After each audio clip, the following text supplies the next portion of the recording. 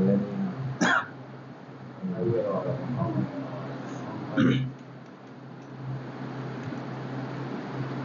بالله من الشيطان اللعين الرجيم. بسم الله الرحمن الرحيم. الحمد لله رب العالمين، والصلاة والسلام على سيدنا وشفيع ذنوبنا وطبيب نفوسنا وحبيب قلوبنا ومولانا ومولى الثقلين وجد الحسن والحسين أبي القاسم محمد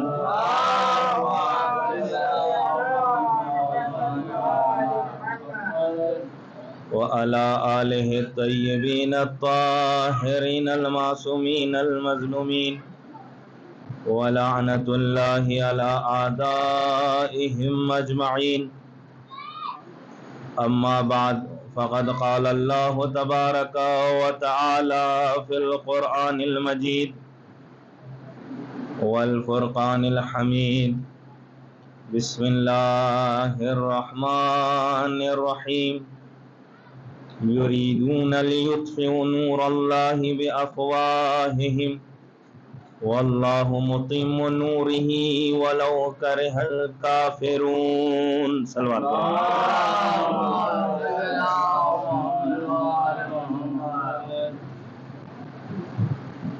عزیزان محترم، اس عشرے کی چھٹی مجلس جس کا عنوان امام زین العابدین علیہ الصلوۃ والسلام اور عاشورہ، اب تک کی مجالس کا اگر خلاصہ کیا جائے تو کربلا سے پہلے حالات ایسے بنائے گئے کہ جس میں نہ جانے کتنے حسین، نہ جانے کتنے علی شہید ہو جائیں، پھر بھی اس معاشرے میں ذرہ برابر فرق نہیں آنے والا. حالات ایسے بنائے گئے کہ جس کی بنیاد پر امام حسین کی شہادت ہی سب سے بڑا قدم تھا کہ اس شہادت کے ذریعے کم سے کم دشمن جو مقصد چاہ رہا تھا وہ پورا نہ ہو سکے. اور کربلا کے بعد کے حالات کی گفتگو کل تھوڑی سی میں نے آپ کے سامنے پیش کی کہ مدینے کے حالات کیسے تھے. چوتھے امام کا کردار کربلا کے بعد اگر دیکھا جائے تو بہت بڑا اور اہم کردار، اس لیے کہ اتنی بڑی شہادت کو بچانا تھا، اتنے بڑے مقصد کو محفوظ رکھنا تھا. تو اب چوتھے امام کو ہر اعتبار سے اپنی ذمہ داری کو انجام دینا تھا. حالات سخت سے سخت ہیں. انشاءاللہ کل سے اس چیز پہ گفتگو ہوگی کہ عاشورہ کو بچانے کے لیے امام نے کیا کیا قدم اٹھائے. اس لیے کہ اب تک یہ ہو چکا تھا. بعض معصومین نے، لوگوں نے جب پوچھا مولا آپ کربلا کے بارے میں اتنا زیادہ تاکید کیوں کرتے ہیں؟ ہر امام کربلا کے بارے میں تاکید کر رہا ہے، ہر امام کربلا کی زیارت کی اہمیت بتا رہا ہے، ہر امام خصوصاً کربلا جا کر کربلا کی زیارت کر رہا ہے. پوچھنے والے نے جب پوچھا مولا آپ کربلا کی اتنی تاکید کیوں کرتے ہیں؟ روایتیں اگر کبھی دیکھیں تو اس روایت سے اگر کوئی مالدار ہے تو اس کے لیے ضروری ہے کہ وہ سال میں ایک مرتبہ کربلا جائے. جیسے بھی حالات ہوں کربلا کی زیارت پہ جاؤ. اس کے پیچھے جو سبب سمجھ میں آتا ہے، جو معصومین نے خود بتایا ہے کہ غدیر جو سب سے بنیادی چیز تھی اس کو دشمن نے اپنے مقصد کے تحت ایسا اسے پیچھے ڈھکیل دیا کہ جس کی بنیاد پر کربلا وجود میں آئی. اور ہم یہ نہیں چاہتے کہ اب اس کے بعد پھر سے کوئی کربلا تیار ہو. اس لیے اب چھٹے امام کی شہادت بھی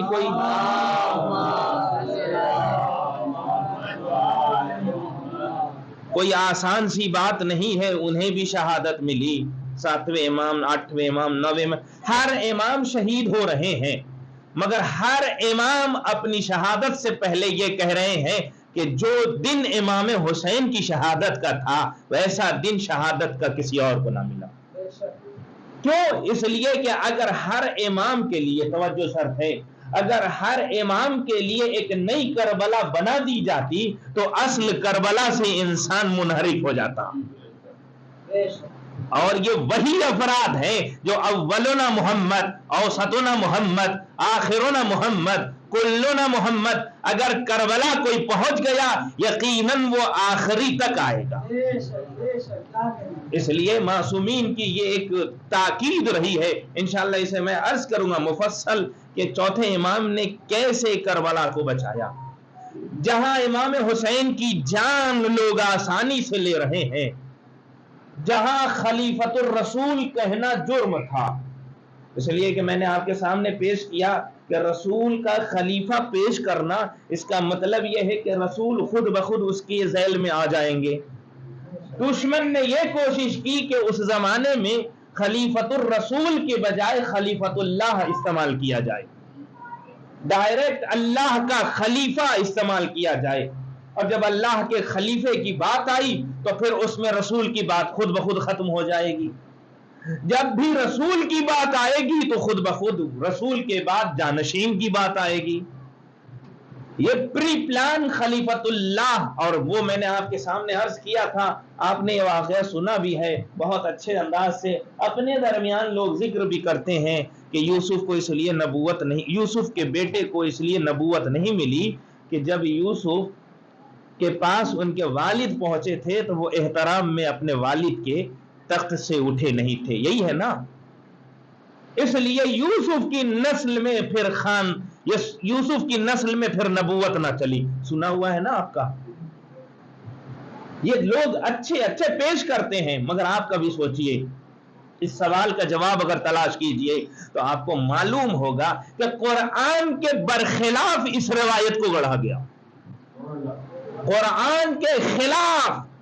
اس لیے کہ قرآن, اور جن لوگوں نے جناب یوسف کا سیریل دیکھا ہوگا وہ آپ دیکھ سکتے ہیں کہ جب یعقوب نبی پہنچے ہیں تو یوسف کتنی بے چینی سے گرتے پڑتے اپنے باپ کے استقبال کے لیے گئے. اب یہ جو سیریل بنائے جاتے ہیں یہ سماج کے سارے ابھرتے ہوئے شبہات کا جواب دیا جاتا ہے. سیریل جو جناب یوسف کا, آپ نے اس ویڈیو کو دیکھا بھی ہوگا کہ جو باپ کی محبت ایک بیٹے کے دل میں, اور حالانکہ قرآن کے فقرے ہیں کہ اپنے باپ کو اپنے پاس بٹھایا, رفع ابویہ, اپنے باپ کو اپنے پاس بٹھایا, یہ احترام ہے بیٹے کا. مگر معلوم کیا ہے, اس لیے کہ رسول کی عصمت کو اگر خطرے میں لانا ہے تو رسول سے پہلے جتنے نبی ہیں ان کے پہلے عصمت کو ختم کیا جائے, ان کو داغدار کیا جائے. انہی میں وہ واقعات آپ کو ملیں گے کہ یعقوب نبی ایسے نبی تھے, ایوب نبی ایسے نبی تھے کہ جن کے بدن میں ہر طرف سے کیڑے لگے ہوئے تھے, اور وہ اتنے صابر تھے کہ ہر کیڑے کو اٹھا کے اپنے جسم پر رکھتے تھے, کہتے تھے یہ تمہارا حق ہے. یاد رہے, معصوم کبھی بھی ایسی بیماری میں مبتلا ہو ہی نہیں سکتا جو لوگ نفرت کریں. یہ کہاں سے گڑھی جا رہی ہے؟ صرف اس لیے کہ رسول, آپ کو معلوم ہے رسول کو ہیزیان کا الزام لگایا گیا. اس الزام کو صحیح کرنے کے لیے تمام نبیوں کے کردار پہ وہ سوال اٹھائے جا رہے ہیں. آپ اگر آدم سے لے کر عیسیٰ تک کے حالات کو دیکھیں. اب جناب یوسف کی ذرا سی گفتگو سن لیجئے. یوسف کے لیے یہ کہہ دیا گیا, ہمارے ہاں علماء پڑھ دیتے ہیں, ذاکرین پڑھتے ہیں کہ یوسف کو اس لیے ان کی خاندان میں ان کی نسل میں نبوت نہیں ملی کہ یہ باپ کا احترام نہیں کر رہے تھے. پہلا سوال یہ ہے کہ قرآن کے خلاف ہے یہ روایت. اب میں آپ کے سامنے عرض کرنا چاہتا ہوں, یاد رہے, قاعدہ کلی ایک اصول اور قانون ہے मासूम ने फरमाया है जब भी कोई रिवायत कुरान से टकराए तो उस रिवायत को फेंक दो। जब भी कोई रिवायत कुरान से टकराए तो उस रिवायत को फेंक दो। ये ना कहना कि ये रसूल का कौल है, ये हरगिज न कहना। अगर उस रिवायत को टकराते हुए मैं आपके सामने अर्ज करना चाहता हूं कि अगर अब आपके दरमियान कोई मौलवी, कोई जाकिर, कोई शायर, कोई खतीब अगर आके ये कहे कि अज़ादारी सिर्फ करो, नमाज जरूरी नहीं है, तो ये वो गढ़ी हुई रिवायत है जो कुरान की आयत के खिलाफ है। ये वो गढ़ी हुई रिवायत है जो कुरान की आयत के खिलाफ है। उस आयत का तर्जुमा फिर क्या होगा? अकीमुस सलात। उस आयत का तर्जुमा क्या होगा? युकीमूनस सलात। फिर उन आयतों का क्या तर्जुमा होगा जो मोमिनून की सिफत को बयान किया गया है कि युकीमूनस सलात, ये नमाज को कायम करते हैं। अरे मोमिन सिर्फ नमाज पढ़ता नहीं है, लफ्जों पे गौर कीजिएगा। अगर कोई नमाज पढ़े उसे कहते हैं ये मुसल्ली है, नमाज पढ़ने वाला है। कुरान ये नहीं कह रहा है कि तुम मुसल्ली बन जाओ, नहीं, मुसल्ली तो होना ही है, बल्कि कुरान ये बताना चाह रहा है कि तुम अकेले नमाजी ना बनो, बल्कि नमाज को कायम करो। सिर्फ अकेले नमाजी होना कमाल नहीं है, कम से कम तुम्हारी वजह से तुम्हारी ज़ौजा भी नमाजी हो, बेटे भी नमाजी हो, खानदान नमाजी हो। बात क़याम नमाज की चल रही है, बात नमाज को कायम करने की चल रही है। एक सलवात पढ़े मोहम्मद।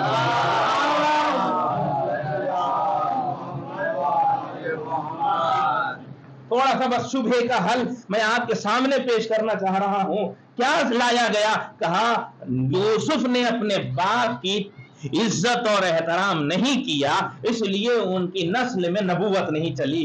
पहली बात जो मैंने आपके सामने पेश की कि कुरान की आयत के खिलाफ है, कुरान की आयत के खिलाफ है। और दूसरी बात, ये कहीं से भी लाजमा नहीं है कि हर नबी का बेटा नबी होना चाहिए। ये कहीं से भी लाजमा नहीं है कि हर नबी के बेटे को नबी होना चाहिए। अगर मेयार यही बनाया जाए तो फिर काबिल भी नबी नजर आता। मेयार ये है ही नहीं, इसलिए एक रिवायत को गढ़ा गया और अपने यहां भी लोग आसानी से इसे पढ़ देते हैं। रिवायतों का तो मामला ऐसा है कि रिवायत पे गौर व फिक्र बहुत कम है, बहुत कम लोग तवज्जो देते हैं। रिवायत ये है जेर जबर पेश नुक्ता ये गिर जाए ना मसला, आगे कहने वाले ने कहा रसूल ने फरमाया है हर जुमा को शहद खाना मुस्तहब है। शहद खाना हुआ क्या? अरबी में शहद को कहते हैं असल। था गैन का नुक्ता गिर गया। हर जुमा गुस्ल मुस्तहब है, सिर्फ नुक्ते गिरने की वजह से वो शहद में तब्दील हो गया। ये रिवायत है। बहुत सी रिवायतों पे आप गौर फिक्र करेंगे, रिवायतें गढ़ी गई हैं। जब एक तरफ से फजीलत अहले बैत की पेश की गई, उस फजीलत के मुकाबले में बहुत सी चीजों को पेश किया गया कि कहीं से भी फजीलत आ जाए, कहीं से भी उनके हक में कोई अच्छाई बयान कर दे, याद रहे। अब मैं आपके सामने यह अर्ज करना चाह रहा हूं कि करबला सारे अकीदे जो खुराफाती थे उसको खत्म करने के लिए इमाम हुसैन आए थे। जितने भी खुराफात थे उनको खत्म करने के लिए इमाम हुसैन करबला आए थे। उन्हीं खुराफात को खत्म करने में इमाम सैयद सज्जाद का बड़ा किरदार रहा है, चौथे इमाम का बड़ा किरदार रहा है। आइए एक काफी जवानों के जहन का उभरता हुआ सवाल है, उसको जवाब देने की कोशिश कर रहा हूं, इसलिए कि बहुत अहम सवाल है। उस सवाल का जवाब बस आज देना चाहता हूं और इसी पे मजलिस खत्म हो जाएगी। सवाल बहुत अहम है। जो सवाल मैं आपके सामने पेश करूं, आप और हम, हमारे यहाँ जो मिंबरों से पढ़ा गया है, जो बयान हुआ है, तो उससे डायरेक्ट ये बात समझ में आती है कि मौला अब्बास वो हैं जिनके आंखों के इशारों पे 18 लाख का लश्कर। तो फिर दूसरा सवाल जवान के जहन में, फिर ये मजलूम क्यों है?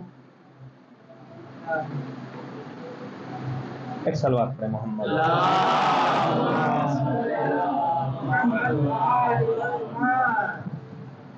اذان ہو رہی ہے، بس اذان.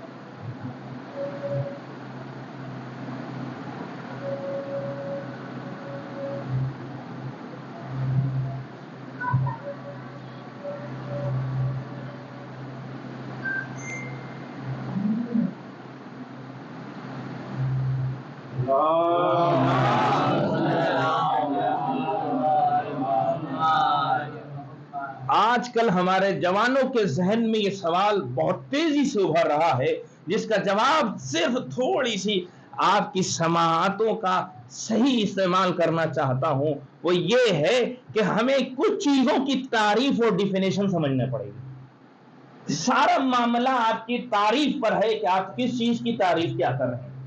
جیسا کہ میں نے ذکر کیا کہ اگر مولانا کی تعریف غلام کی جائے تو پھر اس کا ٹریٹمنٹ بھی ویسا ہی ہوگا. اگر مولانا کی تعریف آقا کی جائے تو پھر اس سے جو بھی بات ہوگی وہ آقا کے اعتبار سے ہوگی. یہ جیسی تعریف آپ کریں گے ویسا ہی معاملہ پیش آئے گا. اب سوال یہ ہے کہ انسان کی تعریف سب سے اچھی کیا ہو سکتی ہے؟ انسان کی تعریف کیا ہے؟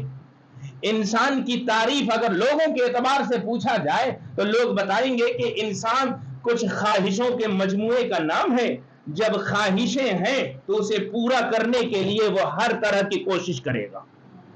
اب وہ کوشش چاہے حلال طریقے سے ہو یا حرام طریقے سے ہو.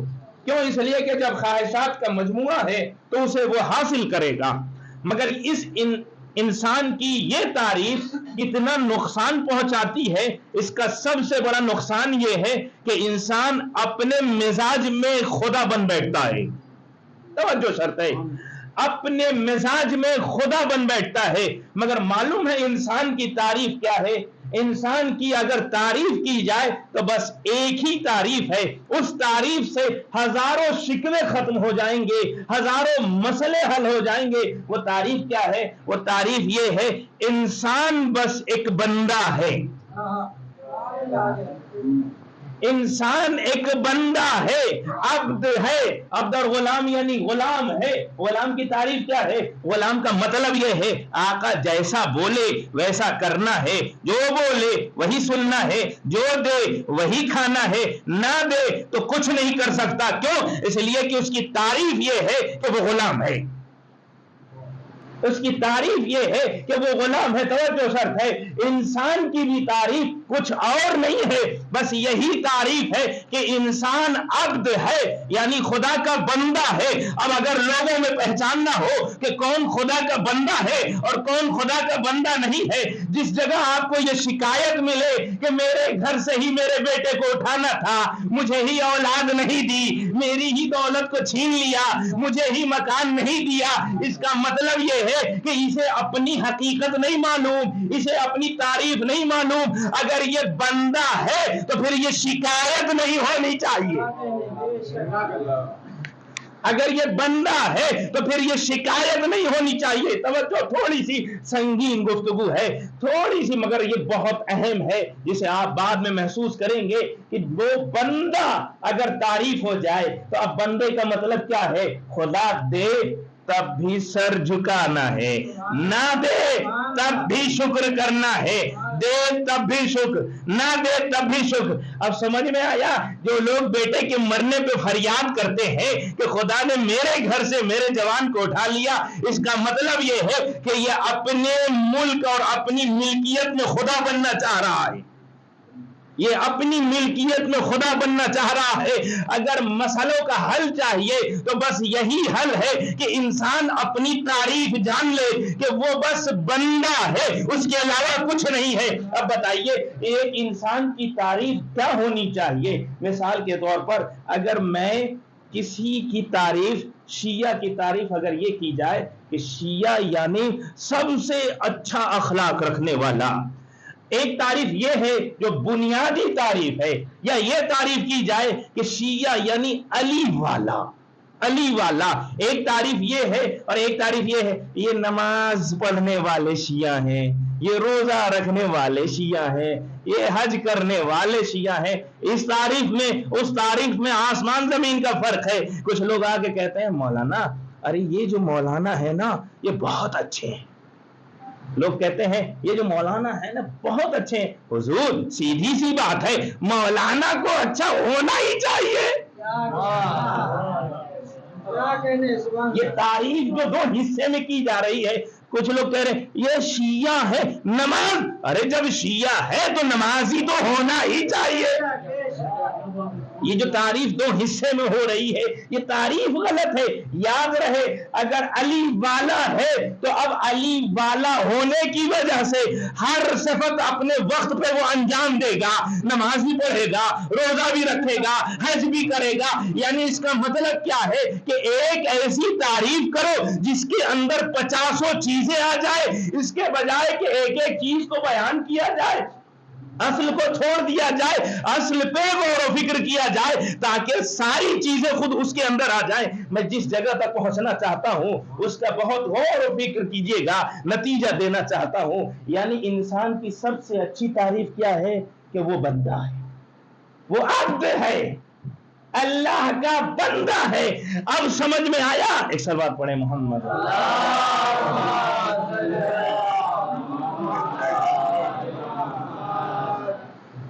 ایک اور سلوات پڑھیں محمد۔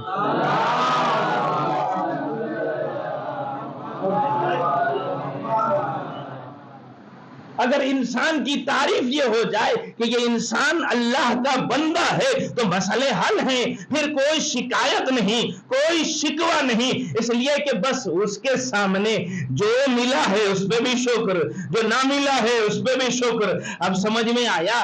رسول کو معراج جو ملی ہے نا وہ رسالت کی بنیاد پر نہیں، ابدیت کی بنیاد پر۔ رسول کو عبد کہا ہے، سبحان الذی اسری بعبدہ، یعنی اللہ نے اپنے بندے کو معراج پہ پہنچایا۔ اب سمجھ میں آیا کہ اگر معراج پہ جانا ہے تو بندگی کو ثابت کرنا پڑے گا۔ اگر معراج پہ جانا ہے تو اپنی بندگی کو ثابت کرنی پڑے گی، جیسے ہی بندگی ثابت ہو جائے گی خود بخود معراج والا ہو جائے گا۔ اسی لیے نماز کو معراج کہی گئی ہے نا، کہا گیا ہے نا کہ نماز مومن کی معراج ہے۔ کیوں؟ اس لیے کہ جیسے ہی سر جھکاتا ہے نا اب اس کے بعد بندگی کی انتہا ہے، جیسے ہی سر سجدے میں جاتا ہے یہ بندگی کی انتہا ہے۔ اس لیے اب وہ معراج کی منزلوں کو طے کرتا ہے۔ اس کا مطلب کیا ہوا؟ مطلب یہ ہوا کہ ساری صفت ایک طرف، اور سب سے اہم صفت یہ ہے کہ انسان بندہ بن جائے۔ انسان خدا کا بندہ بن جائے. اگر یہ بندہ بن گیا, عبد بن گیا, غلام بن گیا, تو اب عبد کا سب سے بڑا کام کیا ہے؟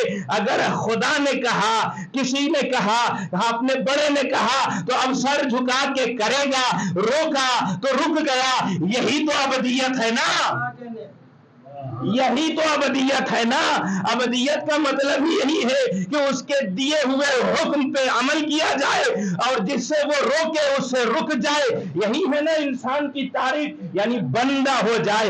اب سمجھ میں آیا کہ ایک انسان اس وقت کمال کی منزل پہ پہنچتا ہے کہ جب وہ اپنے آپ کو بندہ ثابت کرے, عبد ثابت کرے. اب جس کی آج شہادت کی شب ہے, اس کی سب سے بڑی صفت یہ ہے کہ وہ عابد تھا, زین العابدین, سید سجاد.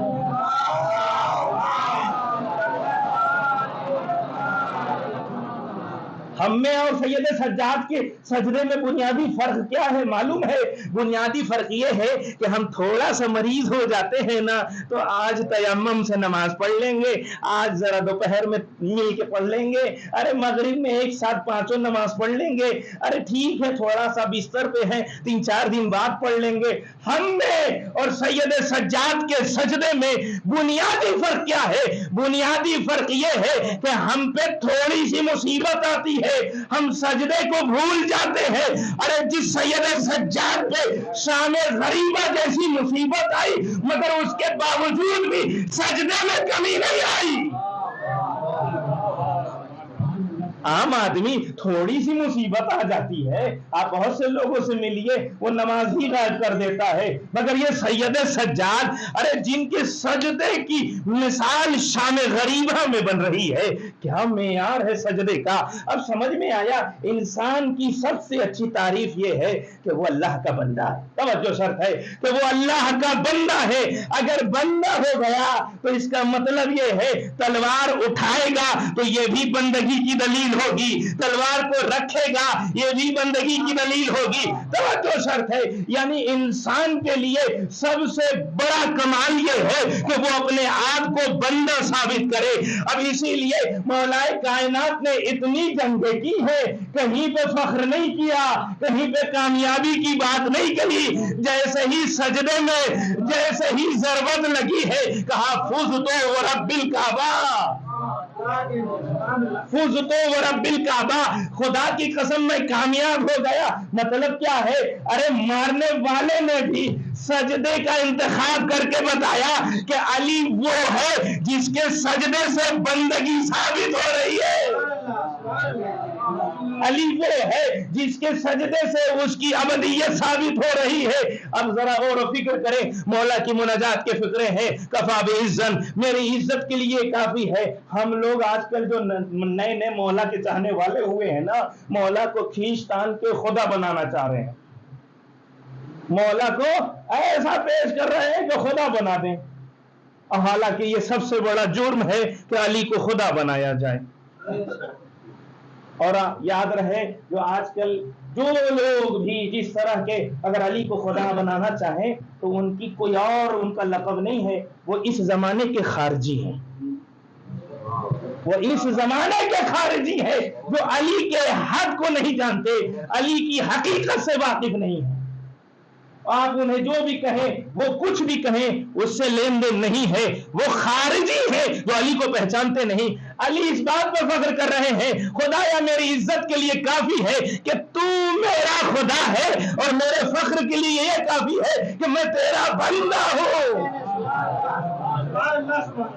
اب سمجھ میں آیا بندگی کا راز کتنا اہم ہے. اگر کوئی بندہ ہو جائے گا تو پھر جنت اس کے پیچھے آئے گی, وہ جنت کے پیچھے نہیں جائے گا. کربلا والوں نے تو یہی بتایا, عام مسلمان ارے جنت کے پیچھے بھاگ رہا تھا, مگر حسین کے صحابی حسین کے پیچھے تھے, اس لیے کہ معلوم تھا جہاں یہ جائیں گے وہی جنت ہے. صلوات پڑھے محمد.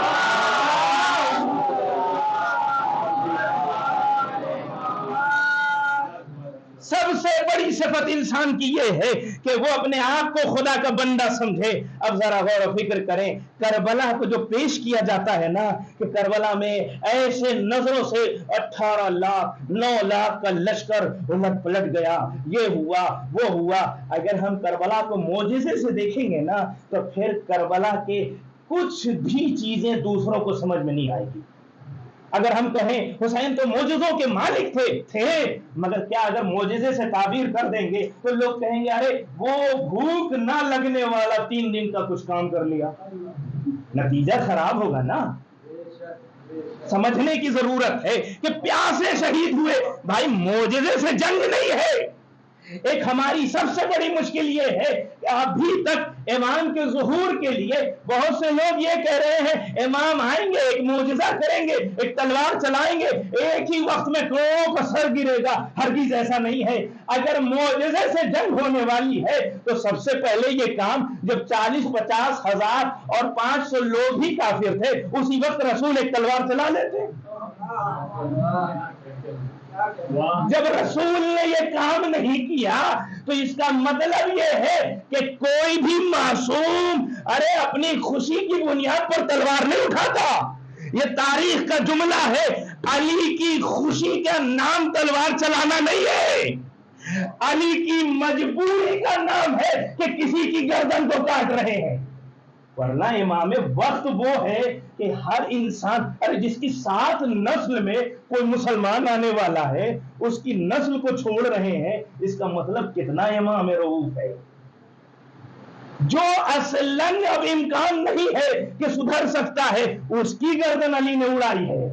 اس لیے اسلام جنگ کی شروعات کرنے کا مذہب نہیں ہے. اگر کسی نے حملہ کیا ہے تو ڈیفنس کرتا ہے. یہ اسلام کی جتنی جنگ ہے سب دفاعیہ ہیں, خود پہلے شروعات نہیں کی گئی ہے. توجہ شرط ہے. اب یہاں سے آپ سمجھنے کی ضرورت ہے. یاد رہے مالک اشتر کی اس واقعے کو غور و فکر کیجئے. مالک اشتر کون ہے؟ جنگ صفین میں ملعون کے خیمے تک پہنچنے والے ہیں. اب اس کا کام تمام ہونے والا ہے. کچھ ہی لمحوں میں فوراً ایک خط پہنچا, ایک پیغام پہنچا. مولا نے فرمان بھیجا تھا مالک سے کہو واپس ہو جائیں. توجہ شرط ہے. مالک سے کہو واپس ہو جائیں. جیسے ہی خبر ملی مالک نے کہیں سے ریٹرن میں یہ نہیں کہا مولا سے جا کے کہہ دو ارے 2-4-10 منٹ کا اور کام ہے تمام کر دوں. 2-4-10 منٹ کا کام ہے, نہیں. ویسے ہی تلوار کو نیام میں رکھا, علی کے پاس آ گئے. جیسے ہی مولا کے پاس آئے ہیں تو ایک مرتبہ مولا فرماتے ہیں اے مالک تمہاری نسبت میرے لیے وہی ہے جو میری نسبت رسول سے تھی. مالک تمہاری نسبت مجھ سے ویسی ہی ہے جیسے میری نسبت. اب سمجھ میں آیا. ارے مالک کو گردن اڑانے کی وجہ سے علی نے اپنی نسبت نہیں دی ہے. غور کرنے کی ضرورت ہے. اگر گردن اڑاتے تو پھر وہ نسبت نہیں ملی, بلکہ علی کی اطاعت اتنی اہم تھی کہ اپنے جذبات پہ قابو کر رہے تھے. جذبات پہ قابو کر رہے تھے. اس لیے مالک کو اب سمجھ میں آیا. ذرا کربلا آئیے. کربلا میں یہ جو سوال ہے کہ عباس کی آنکھوں سے یہ ہو گیا وہ ہو گیا, ارے سوال ہی بیکار ہے. کربلا جنگ کے لیے کی ہی نہیں گئی. کربلا کا میدان جنگ کے لیے تیار ہی نہیں کیا گیا, بلکہ کربلا ابدیت اطاعت کو ظاہر کرنے کے لیے ہوا. اسی لیے مولا عباس کی سب سے بڑی فضیلت یہ ہرگز نہیں, یہ ہمارے یہاں غلط تعریف ہوتی ہے. مولا عباس کی بہت اچھی تلوار چلاتے تھے. میں آپ سے پوچھتا ہوں ارے حسین کے لشکر میں کوئی ایک چھوٹا سا نام بتائیے جو حسین سے ملا ہو اور لشکر کو مارنے کا ڈر نہ جانتا ہو. ارے جو جگر, جو جذبہ, جو ولولہ عباس کے اندر ہے وہی علی اصغر کے اندر ہے. یعنی یہ امام وقت کا کمال ہے کہ جو بھی ان سے ملے گا اس کے اندر وہ صلاحیت آ جائے گی. اس لیے کربلا میں جب بھی کہا جاتا ہے کہ عباس کو کربلا کے لیے لایا گیا تھا, ہرگز ایسا نہیں ہے, بلکہ یہ بتانا تھا کہ جہاں عباس سب کچھ کر سکتے تھے وہاں اپنے امام کی آواز میں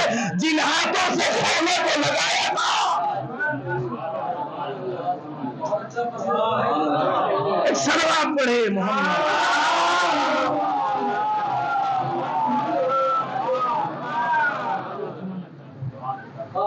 अब इस एतबार से समझने की जरूरत है।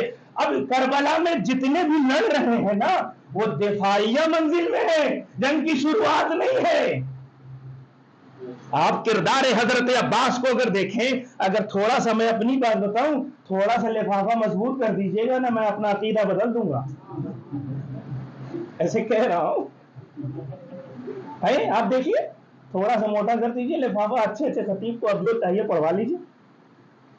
मौला अब्बास 9 मुहर्रम, हालात सब जान रहे हैं, कल मौत है, आके रिश्तेदारी का वास्ता दिया गया, अब्बास आ जाओ, तुम्हें अमान नामा है। ये है मेयार हजरत अब्बास का, ये है किरदार कि जब इमाम के साथ जुड़ गए हैं तो अब दुनिया की कोई चीज भी अच्छी नहीं लगती। फौरन ठुकरा दिया, नहीं मैं अपने इमाम वक्त को छोड़ नहीं सकता। यह है तारीख करबला। अरे काश करबला से हम अबदियत, इताअत और कैसे जिंदगी बसर किया जाता है ये सबक ले लेते तो बहुत से मसाइल हमारी जिंदगी के हल हो जाते। अगर अपने जवानों में अपने आप में अगर गौर फिक्र करे, अरे हम तो एक मर्जा के खुतबे में कहते, अरे इनको समझ में नहीं आता, ये जबरदस्ती दे देते हैं, हम क्या इताअत करेंगे, हम क्या इताअत करेंगे। इसलिए कि एक फतवा पे तो हम सर झुका नहीं पा रहे हैं, मर्जियत के खिलाफ। असलन कुछ आता नहीं है, बोलेंगे बहुत, पूछ लीजिए अरबी इबारत तक नहीं। आज तक तो आजकल ऐसे हो गए हैं लोग कि अपने इल्म को साबित करने के लिए 4-4 किताबें लेके बैठते हैं, जिससे साबित हो कि हाँ हम गधे की तरह किताबें लेके आए हैं। अरे कैसी बात है, जैसे ही तुम जबान खोलते हो ना, तुम्हारी अरबी से पता तो चल जाता है तुम्हारी औकात क्या है। और उसके बाद दलील, मैं किताब से पढ़ रहा हूं, किताब से नहीं, हक पढ़ो, कहीं से भी पढ़ो, हक पढ़ो, कहीं से भी पढ़ो। याद रहे इताअत सबसे बड़ा चैप्टर है करबला का। अब आप ज़ियारत पढ़ते हैं ना, या अय्युहल अब्दुस सालिह अल मुती लिल्लाह। मौला अब्बास की सबसे बड़ी फजीलत यह है कि जिस वक्त कोई भी अपने जज्बात पे काबू नहीं कर सकता, उस वक्त अब्बास ने काबू किया है। ये थे कमाल हजरत अब्बास, और यही इबरत, यही दर्स हमें लेना है। मगर हम क्या है, हम मोजज़ात में खुश रहते हैं, जंग होगी और ये नहीं। इमाम की भी जो इमाम आएंगे ना, ये गलत फहमी में ना रहिए, इमाम आएंगे तो हम तो मुश्किल ये है, इमाम कह रहे हैं तुम तैयार हो जाओ मैं आ जाऊं, हम कह रहे हैं मौला हमें क्यों आप काम दे रहे हैं, आप कर लीजिए अकेले, आप हमसे काम कहां लेना चाह रहे हैं, आप अकेले कर लीजिए। इमाम ये कह रहे हैं कि तुम तैयार हो जाओ तो हम आ जाएं, और हम कह रहे हैं कि मौला हमको काम। याद रहे वो जुमला मिजाज, खास तौर से जो हम रमजान की दुआओं में पढ़ते हैं ना, अल्लाह मागने कुल्ल फकीर, खुदा या सारे फकीरों को गनी बना दे, जितने भी भूखे हैं उन्हें खाना दे दे, जो नंगे हैं उन्हें कपड़ा दे दे, यही है ना। इस दुआ का मतलब हरगिज ये नहीं है कि घर में बैठ के कहें जितने भी यमन में शहीद हो रहे खुदा या उनको नजात दे दे, उन भूखों को है ना पानी दे दे, खाना दे दे, ये नहीं। सीधा सा सवाल यह है कि जब तुम ये दुआ पढ़ रहे हो तो पहला सवाल यह है कितने भूखों को तुमने खाना खिलाया, कितने प्यासों को तुमने पानी पिलाया, और कितने नंगों को तुमने कपड़ा दिया, कितने मजबूरों को तुमने गनी बनाया। ये सिर्फ कहने से काम नहीं चलने वाला। उसी तरह जब इमाम आएंगे ना, तो मैं अब वो मेरा मौजू नहीं है, 7 महीना मुसलसल खून वाली जंग है। अल्लाह करे कि हम भी इमाम के साथ रह के शहीद होने वालों में करार करें। 7 महीना इमाम जो आएंगे ज़हूर होगा तो फौरन हुकूमत 7 महीना मुकम्मल जंग है, मुकम्मल जंग है। और उसमें भी वो मोजिज़े वाली नहीं, वो मोजिज़े वाली नहीं। लड़ना पड़ेगा, जाना पड़ेगा, इमाम के साथ 7 कदम बढ़ाना पड़ेगा। बस मेरा वक्त खत्म हुआ। चौथे इमाम भी उनका लक़ब زین العابدین، جتنے بھی عبادت کرنے والے ہیں ان کی زینت۔ اگر ہماری تعریف ابدیت سے ہو جائے، بندے سے ہو جائے، ہمارے مسائل حل ہو جائیں۔ اب شاید آپ کو کربلا میں یہ بات سمجھ میں آئے گی، ایک چوتھے امام، یہ سخت مرحلہ ہے، اس لیے کہ وہ جب اللہ نے عالم ارواح میں شہادت کی خبر سنائی تھی نا، علی اصغر کو، علی اصغر کے گلے کو دینا پڑے گا، حسین نے کہا میں دے دوں گا، اکبر کا سینہ دینا پڑے گا، میں دے دوں گا، قاسم کے بدن جو ٹکڑے ہوں گے وہ دینا پڑے گا، دے دوں گا، حسین تمہیں اپنی بھی شہادت دینی پڑے گی، کہا دے دوں گا۔ پھر ایک سوال تھا، وہ یہی تھا کہ حسین تمہیں اپنی بہنوں کی چادر، حسین خاموش ہے؟ سید سجاد نے جواب دیا میں آمادہ ہوں۔ مصلحت پروردگار پر خاموش رہنا، اطاعت کو ظاہر کرنا، بندگی کا اظہار کرنا، یہ ہے کربلا، اور چوتھے امام نے وہی کیا۔ عزادارو آج شب شہادت ہے نا، بعد عاشور کربلا کے بعد اگر سب سے زیادہ کسی کو اذیت پہنچی ہے وہ سید سجاد ہے۔ قافلے میں جب بھی کچھ ہوتا تھا پہلا تعزیانہ سید سجاد،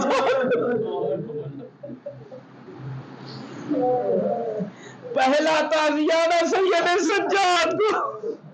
اللہ اکبر، خود سید سجاد نے اپنی شہادت، یعنی جو خود مولا کی شہادت ہوئی ہے اس سے زیادہ اہم یہ تھا کہ جب بھی مولا سے پوچھا گیا مولا آپ کو سب سے زیادہ تکلیف کہاں پہنچی، امام نے نام لیا شام، الشام، الشام۔ ارے نعمان ابن منذر پہنچا، مولا آپ کے ساتھ شام میں ہوا کیا؟ ایک مرتبہ امام فرماتے ہیں نعمان ارے کچھ مصیبتیں ایسی ڈھائی گئی جو کہیں اور ہم پر نہ ڈھائی گئی۔ ارے پہلی مصیبت یہ ہے کہ ہم بار بار کہتے تھے ارے ہمارے شہداء کے سر کو ذرا ہمارے قافلے سے دور رکھو، اللہ اکبر، مگر شہداء کے سر کو ہمارے ساتھ رکھا جاتا تھا۔ اتنا ہی نہیں، ارے کبھی یہ ظالم ان کی رفتار جب بڑھتی تھی ارے نیزوں سے سر زمین پر بیٹھے اور گھوڑا کی ٹانپوں میں اللہ اکبر، امام فرماتے ہیں اے نعمان اتنا ہی نہیں، یہ ظالم اپنے ہاتھوں پہ زمین سے سر اٹھا کے پھر اسے زمین پہ پٹک دیا، اسے زمین پہ پٹک دیتے تھے۔ اللہ اکبر، اے غیرت مند، ارے امام کا ایک فکرہ ہے، اے نعمان ہمیں اس جگہ لے جایا گیا جہاں غلاموں کو لے جایا جاتا ہے، اے نعمان ہمیں اس جگہ سے گزارا گیا ارے جہاں ہمارے دشمن رہا کرتے تھے، ان سے کہا جاتا تھا آؤ اپنے باپ دادا کا بدلہ لے لو۔ اللہ اکبر، ارے بس روایت کا آخری فقرہ عذابہ حکمت نعمان سے کہتے ہیں نعمان جب ہم شام پہنچے نا ہمارا استقبال پتھر سے کیا گیا، ہمارا استقبال پتھر سے کیا گیا، ہمارا استقبال ارے لکڑیوں سے ہمارا استقبال کیا گیا۔ ایک مرتبہ فرماتے ہیں اے نعمان ارے ہمارے اوپر کھولتا ہوا پانی گرایا گیا۔ ایک آخری فکرہ امام فرماتے ہیں نعمان ارے جب ہم شام پہنچے ہمارے اوپر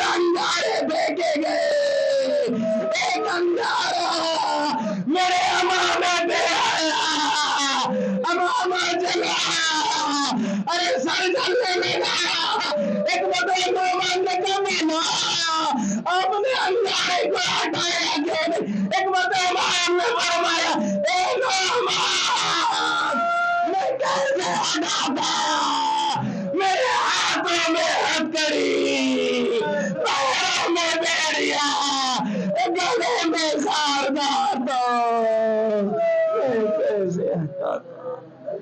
انا للہ و انا الیہ راجعون، رضا بقضائہ و تسلیما لامرہ۔